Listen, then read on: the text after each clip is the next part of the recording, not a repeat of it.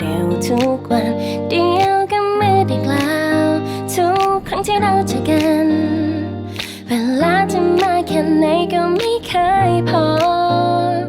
ไม่รู้อะไรที่ทำให้เราเข้ากันแบบนี้ทุกเรื่องก็ดูเหมือนเธอเข้าใจ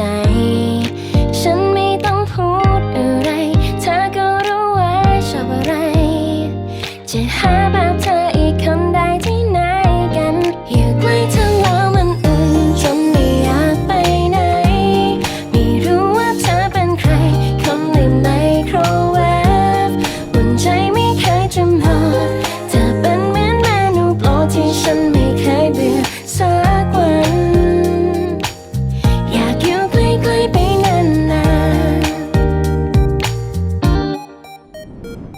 เธอเหมือนท้องฟ้าตอนเย็นที่มันอบอุ่นเหลือเกิ